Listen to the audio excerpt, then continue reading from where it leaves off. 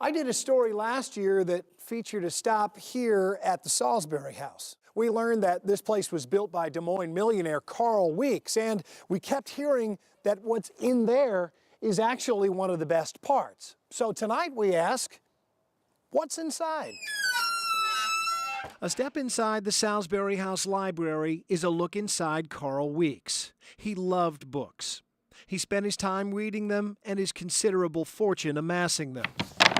Some 3,500 different titles. Some are among the rarest in existence, while others are simply exclusive copies of the most classic titles. That's pretty amazing. Book expert Robert Montana says he still remembers his first look inside the room. My first thoughts were, how many people know about this collection? Of all the garish points in the Salisbury House, the library was probably never intended to be one of them. Mr. and Mrs. Weeks enjoyed learning all through their lives and encouraged it with their children, but as the way to bring the world back to Iowa for them. They saw a library as a way to collect knowledge.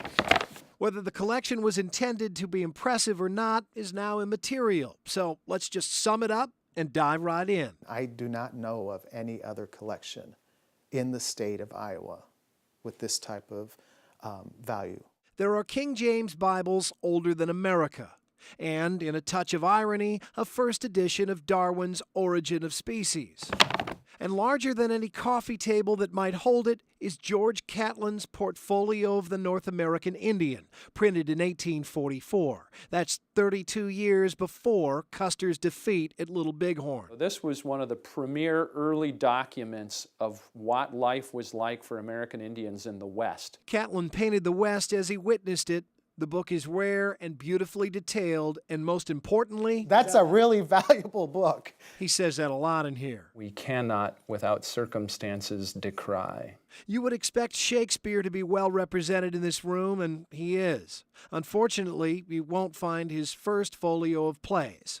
You will find his second folio, however, printed 17 years after Shakespeare's death. Yeah, you heard that right. This really is the paper and the printing done in 1632. The Taming of the Shrew, Romeo and Juliet's in here, Merchant of Venice. The Bard's English may have been considered modern for its time, but this book shows that that time has passed. But the true ground of all these piteous woes, we cannot, without circumstances, decry.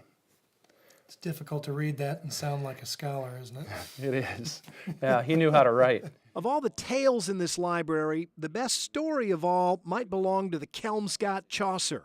Tell me about it, Robert. That's a really valuable book. It's Geoffrey Chaucer's defining work, Canterbury Tales, in a limited edition designed by 19th century typographer William Morris. He thought Chaucer was the greatest writer and the one who established English literature as he knew it. Morris did brand new fonts, created the font Chaucer for that book, and then had paper makers in Kent, England, hand make the paper for the book. The copy with the white hand-tooled pigskin cover is one of just 48 created. It's considered a masterpiece of book production and proves that the Weekses knew a thing or two about investing.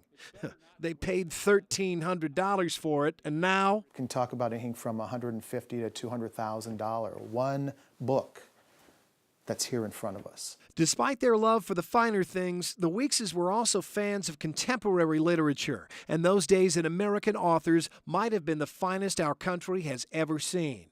They devoured the works of Steinbeck, William Faulkner, and so connected with the writings of Ernest Hemingway that Carl connected with the man himself. Mr. Weeks was able to get inscribed copies of books by Ernest Hemingway, and they even discussed fishing through a postcard where Ernest Hemingway told Mr. Weeks it should be a good chance for marlin and big sails off 10 Fathom Bar. It's clear that Carl Weeks lived for and through his books.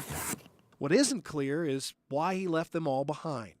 When he handed the Salisbury House to Drake University in 1954, he didn't take them, not even his very first book, the early edition of Uncle Tom's Cabin. Maybe Weeks didn't want his children to have them, or maybe he wanted them to remain with the house. Even without those answers, the shelves speak of him.